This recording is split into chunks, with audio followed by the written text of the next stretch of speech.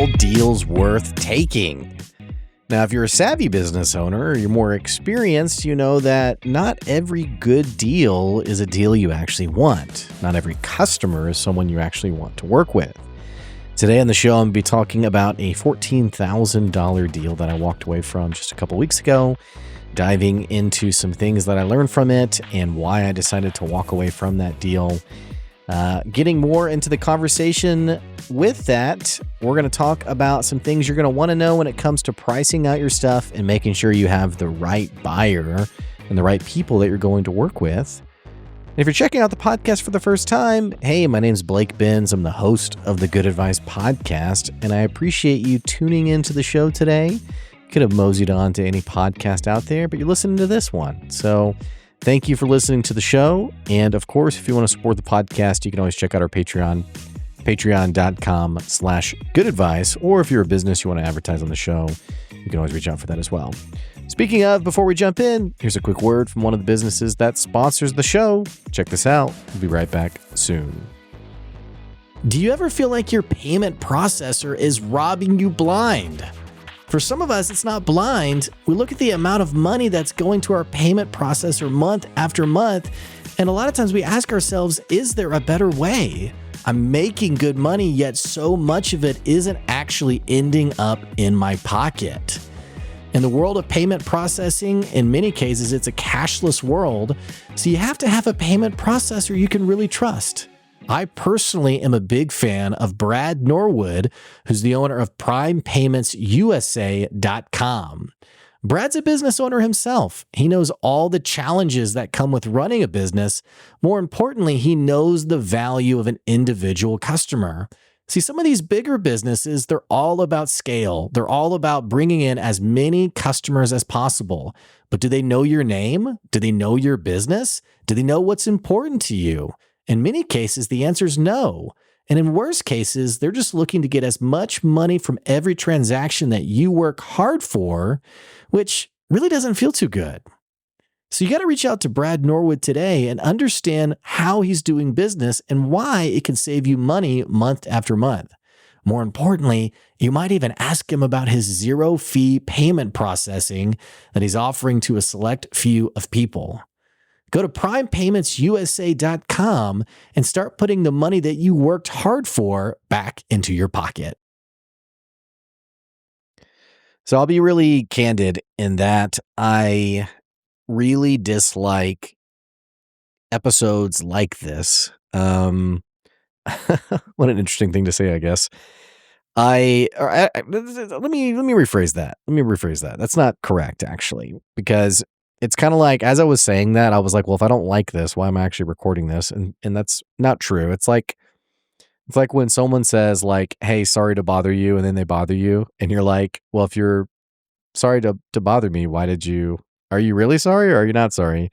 Which even that's kind of obnoxious. I mean, I think people are just being polite when they say things like that. But I will say, getting into today's topic, I am hesitant to have conversations like this on the show because I don't want it to come across as entitled. I don't want it to come across as, that I'm just rolling in dough and have all these deals coming in left and right. It's not the case.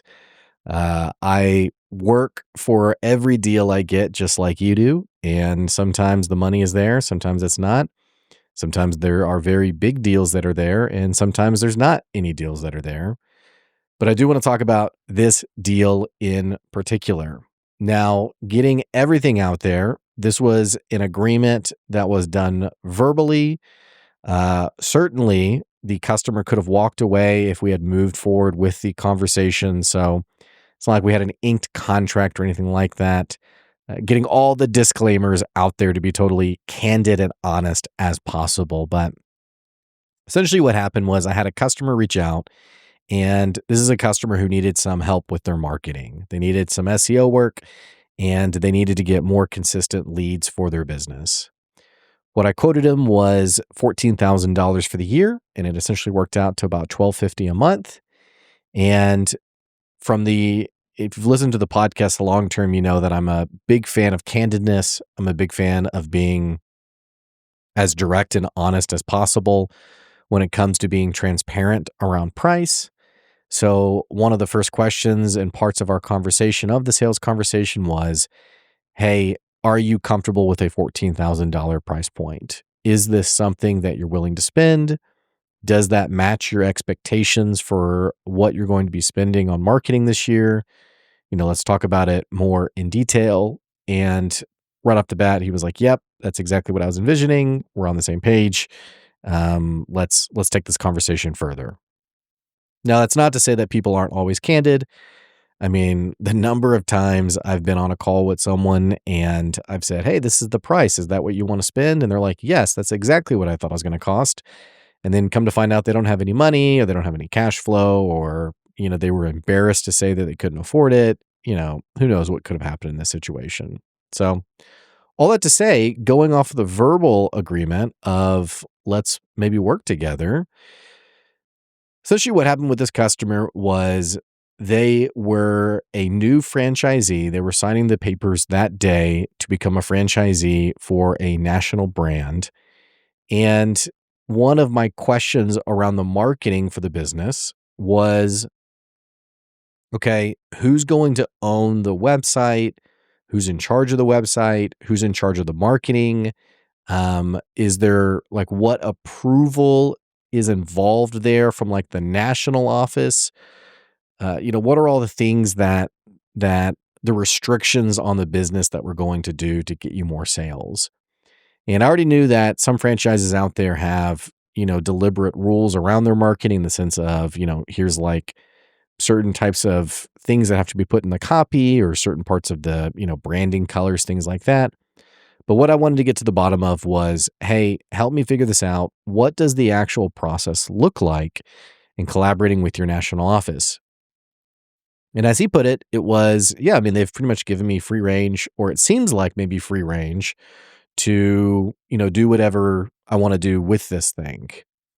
What I told him in response was, well, this is definitely our first box to check.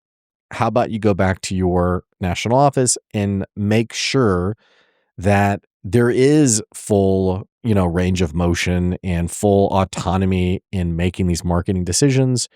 Because if there's not, I think it would be very difficult for us to collaborate.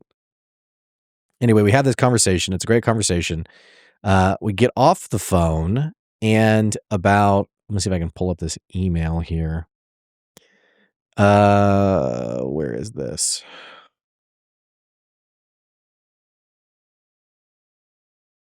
As is tradition, you think I would have this in front of me before I started the podcast, right? Where is this thing? I feel like I just had this conversation, but now I can't find it in my, let's see here. Oh, here we go. Here we go. This is it. It was in a calendar invite. Okay.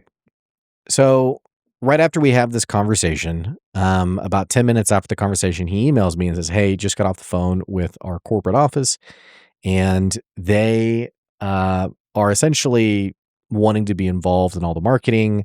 There is a third-party approval process for everything that gets put on the website.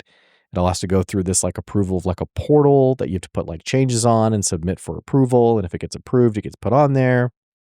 And so I was kind of looking at this thing and ew, that doesn't sound great. Doesn't sound great at all. And then I started looking at, I was like, what's the name of the company again? And he gave me the name of the company. And I started looking at some of the other locations, some of the other franchises, and was looking at the data around the organic traffic that they were getting and how they were ranking, and was trying to get a sense of, really what we could deliver for them. And to be clear, I think we could have had a great agreement together. I think we could have probably done some good work together.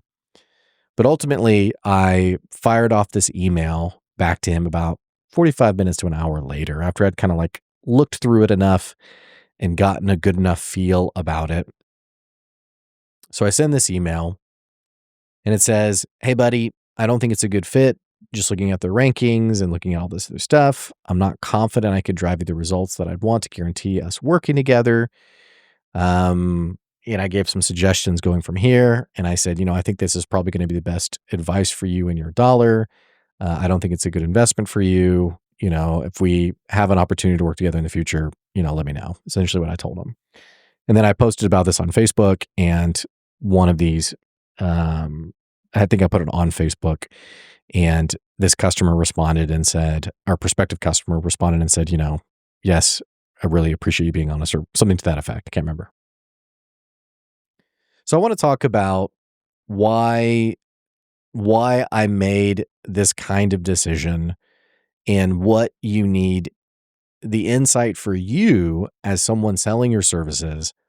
I want to explain why I walked away from this deal and why it's so important to be thoughtful around the right kind of customer.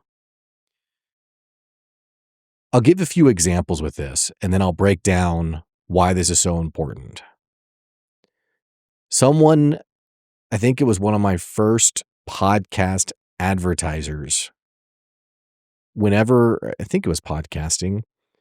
I think we did like a handshake agreement, but whenever we first, money first changed hands, he said from the get-go, man, I know marketing takes a long time. Or maybe he said, I know branding takes a long time. And that's very true. This is a true statement about marketing. Any marketing contracts that I sell today are all 1 year plus. It just takes a long time. It takes a while. It takes a while to figure out the kinds of customers that are coming to your page and to figure out, what you're selling in terms of what's registering with people and what's clicking and what have you. This is someone who is a good potential customer because they understand the nature of the game. This is not, however, all potential customers that I talk to. Compare that to someone who had reached out via Podcastable, and we were talking about doing some podcast stuff together.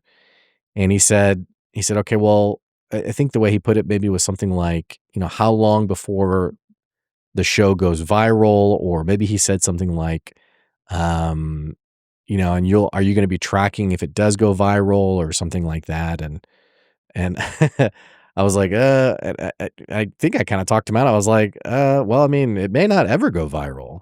I'm not managing your social media account. That's something you're going to have to do. We just create content, and then, people who understand social media and who are on social media really actively understand that there's best practices and there's things that work. But I've talked about on the show before a guy who had, millions of followers and created like a dummy account to show that he could do it again.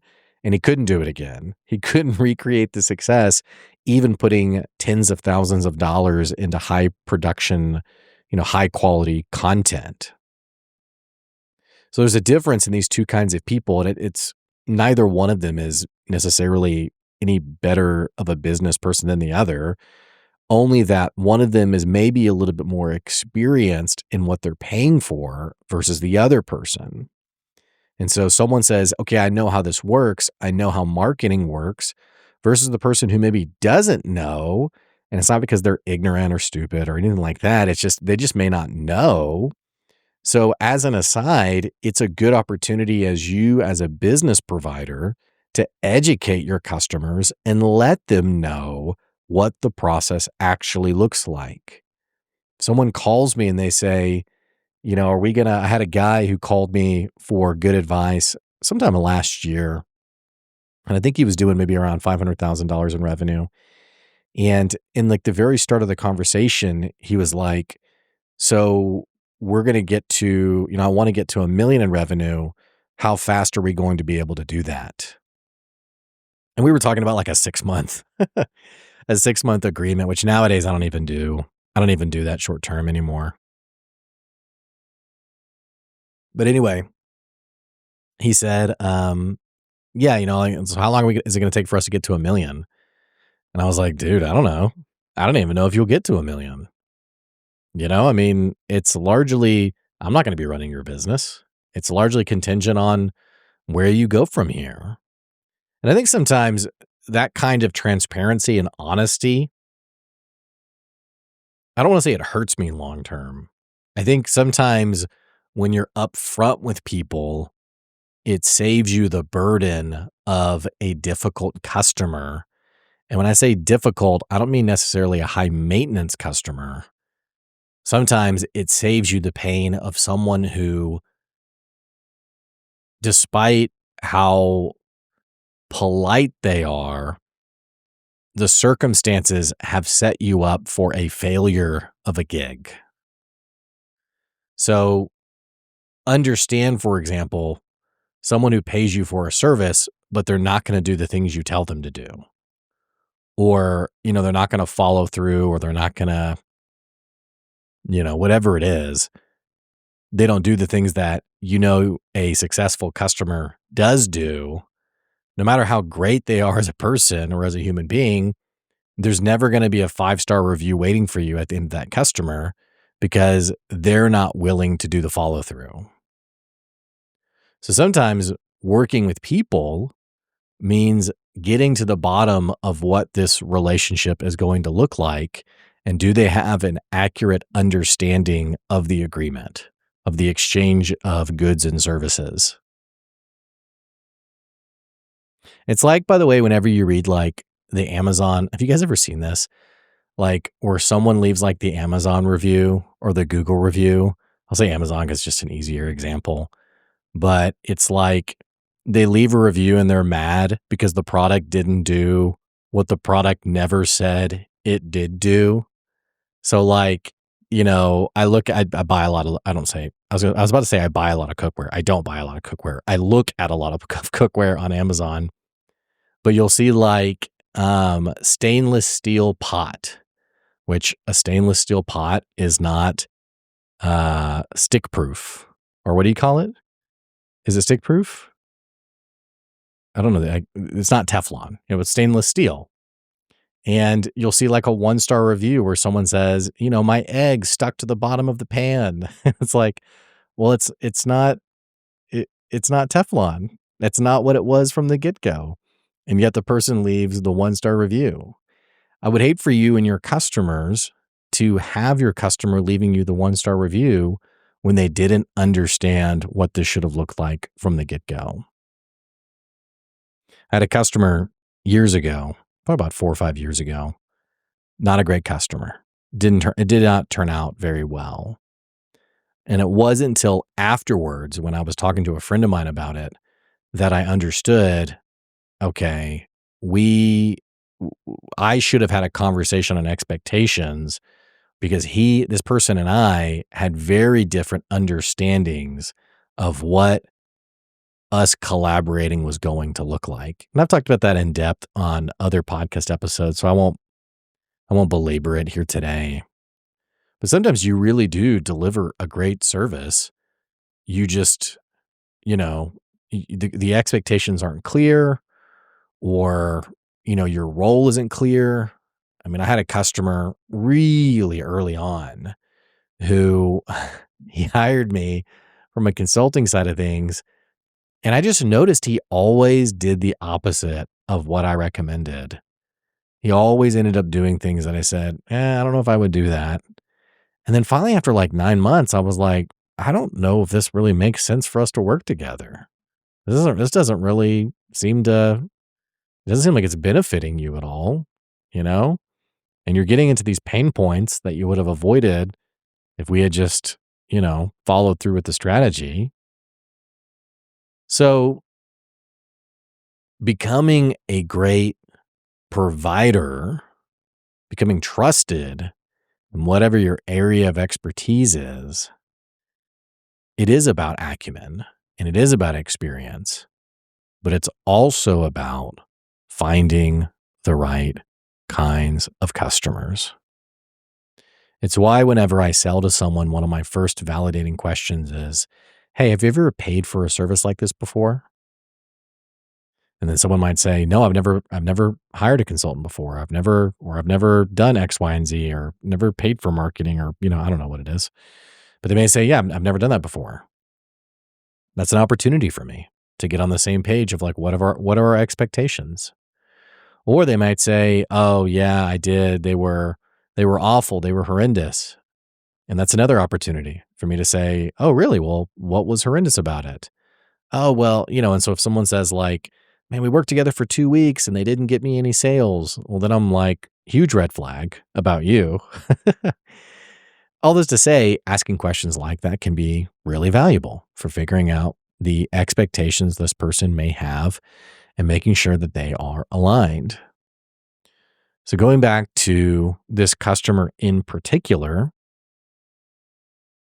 I just knew the red flags were there. Nothing against this person in particular, but having to go through a third party, dealing with a national organization, there's just too many red flags there. And I talked to a friend of mine about this, and the way he responded was, he said, we were talking about the red flags, and he goes, so like, explain to me, why are you ignoring the red flags? And I was like, I mean, I don't know. And then I thought about it some more, and I was like, okay, well, because it's a $14,000 a year contract. I want the contract. And he was like, yeah, I mean, right. So all this to say, I understood that chasing the short-term sale was going to cost me long-term compared to doing the right thing in setting up my business to be stronger as a brand. And more importantly, it's not about me. More importantly, doing right by this customer. I'll never forget, I was at a point in my business really early on with Good Advice. I was spending way too much money. I was hiring way too many people, way too many services to try to figure out how to get my business to be profitable. And I had money in hand. I think I had like $3,000 or $4,000 in hand that I was ready to spend. And I get on a conversation with this guy, and he says, and I don't remember his name at all. I don't remember how I found him. I wish I could remember who this guy is, because I would love to check in on him now and let him know how valuable this was. But I get on the sales conversation and I say, hey, I want to hire you for this. It was like digital marketing or something. And he basically said, no, you don't. And I said, yeah, I do. I'm ready to hire you. I'm ready to pay for your service. And he goes, I'll be honest, man. I think it's too soon for you to pay for this. I think you need to go back to the drawing board and really make sure that what you're selling is what people want. And I pushed back on it. I was like, I know it's what people want. I've already had people hire me for it. And he was like, yeah, but like, let's talk sales. Let's talk revenue. How much momentum do you have? What has this been looking like for you? And I didn't have much momentum. And he said, man, don't spend your money yet. Hang on to that for now. Do the right thing with that, and your future self will thank you. I'm really grateful that he turned down the sale because he knew it was the right thing to do. And in the same way with this customer in particular, I knew the right thing for him to do was, man, I don't know if I would spend my money here. I don't know if I would do that. I don't know if the nature of how this has been set up for your national organization is conducive to this kind of purchase. I think that's, how you sleep at night. You do the right thing for other people's dollars. And unlike the guy who gave me advice early on, I paid another digital marketer in my first week or two of Good Advice somewhere in the range of $10,000 to $15,000. It was basically everything we had. And I wish someone back then, I wish this individual hadn't just seen me as another sale, but who had said, whoa. I don't know if you should spend your money there. It would have saved me a lot of pain in the early days. So take that for what you will. It's not about chasing the sale. Do right by your prospective customers and people who maybe never will be your customer. This person, I may never hear from this person ever again. It's just the nature of the business. But doing the right thing, there's no shortage of value and doing the right thing and doing right by people and making sure that the people you do business with are the right people for your business. Hey, thanks for tuning in to today's Good Advice podcast episode. Again, if you enjoyed the podcast and you're a first-time listener, what are you waiting on? Click that subscribe or follow button so we keep hearing from you wherever you are. And don't forget, you can support the show on our Patreon, patreon.com/goodadvice. Thank you to those of you who have supported the podcast long-term. I so appreciate it. All that to say, I wish you well. That's today's Good Advice. We'll see you later.